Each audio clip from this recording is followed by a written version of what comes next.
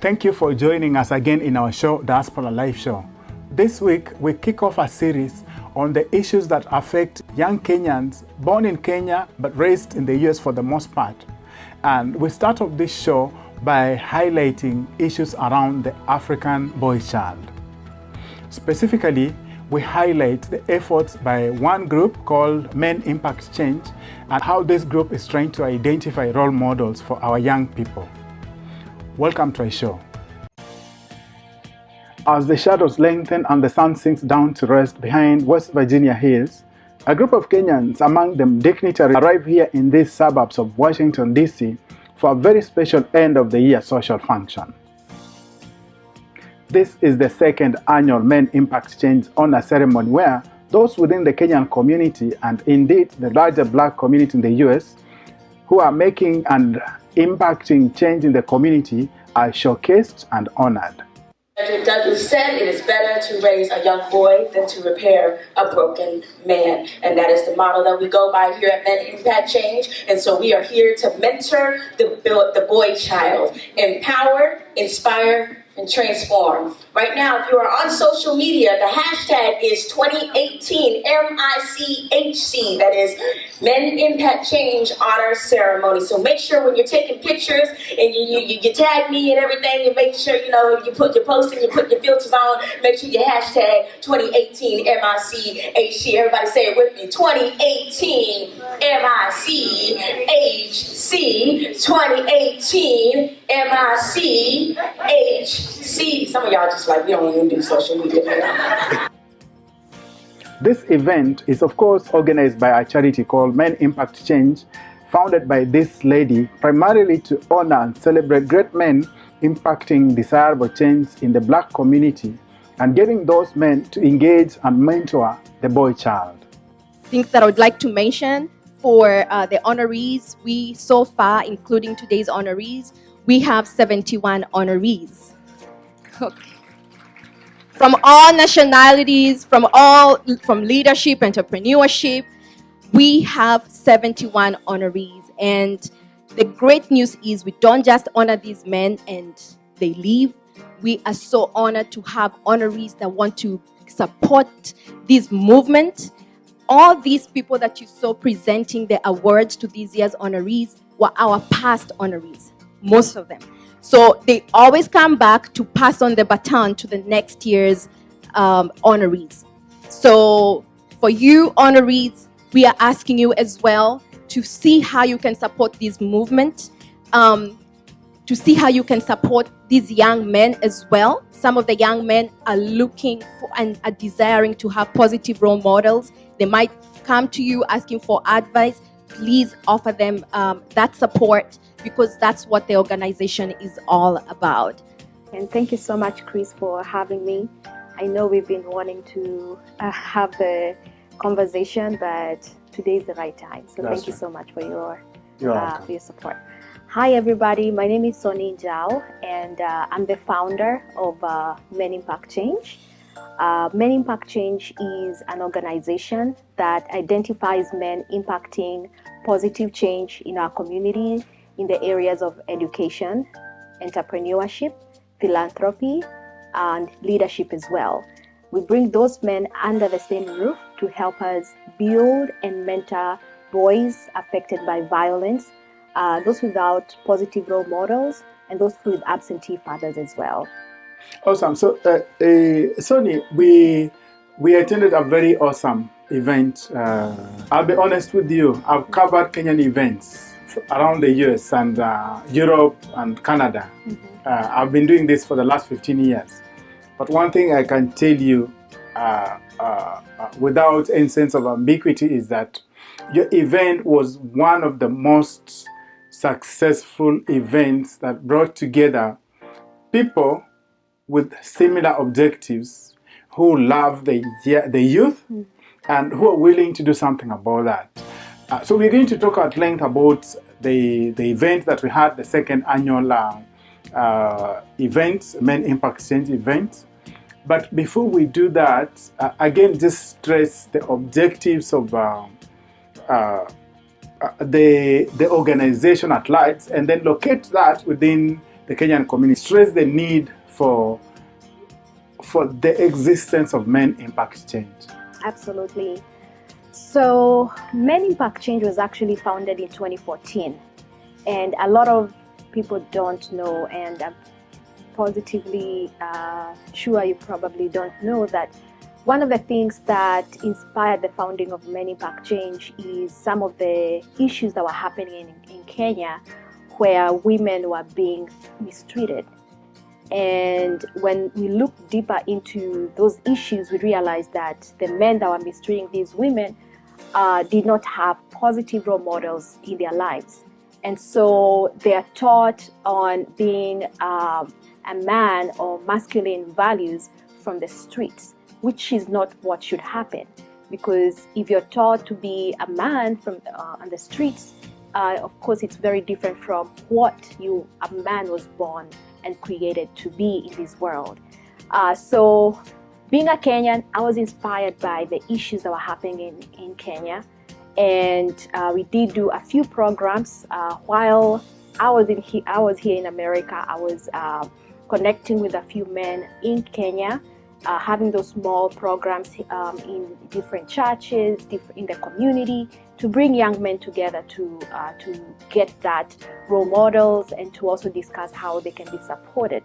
Then along the line, I felt that our goal and our vision, even though it's in Kenya, we have to start from where we are.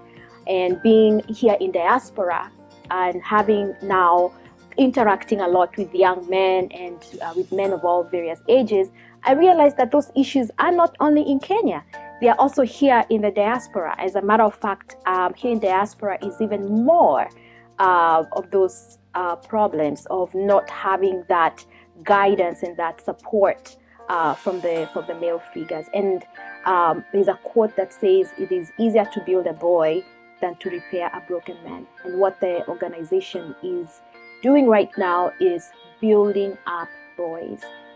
It is easier to build a boy than to repair a broken man. Habari gani? Yeah, thank you so much. I really don't know why I've been awarded this prestigious honor.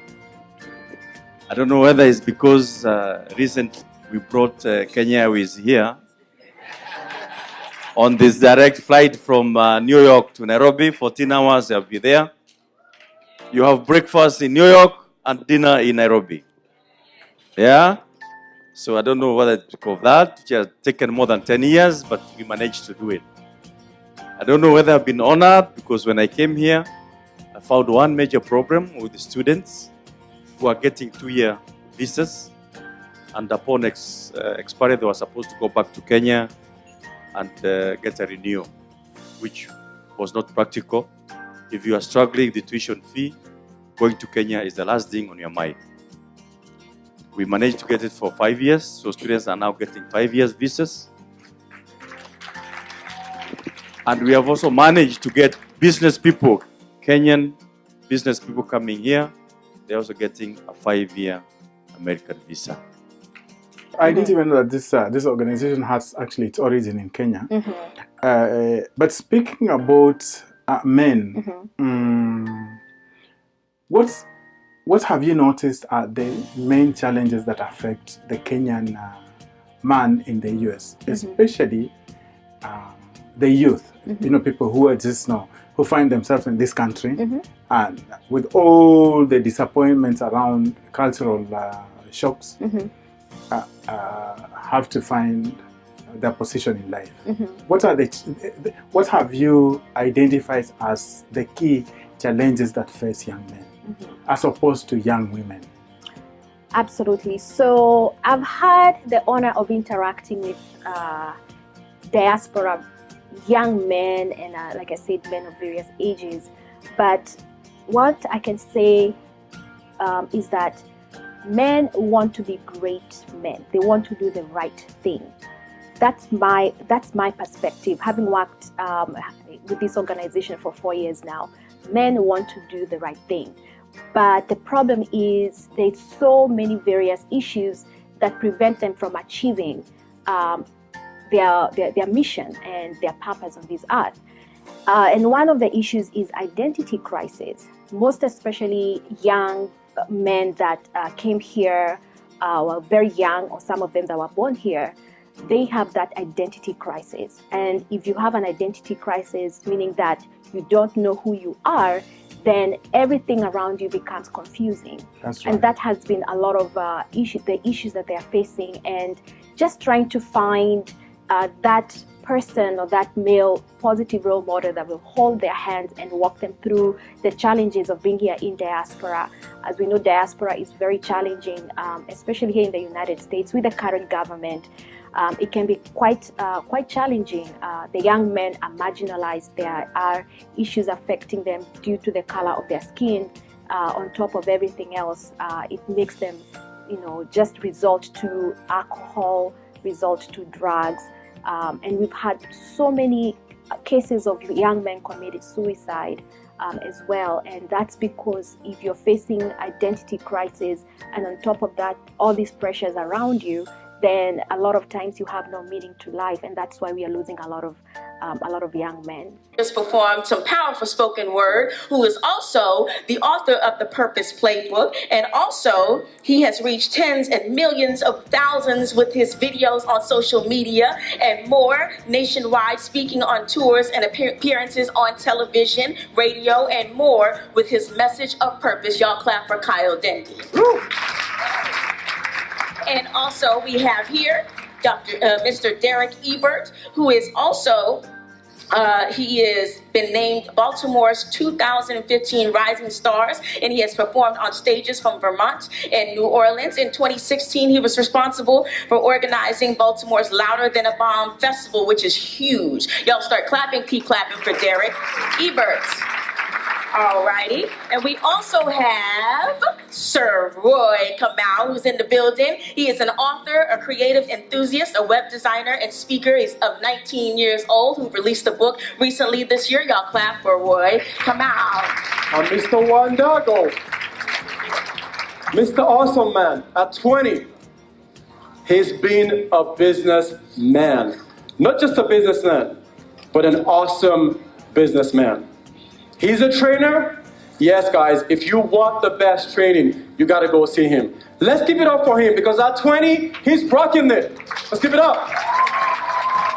In many ways, this group is redefining manhood, encouraging positive masculinity, and educating the black man on the importance of valuing women and girls and fostering the change the community needs. Having worked with Men Impact Change, my eyes have been opened to the plight facing the men. And one of them is, unfortunately, a lot of our men don't love themselves.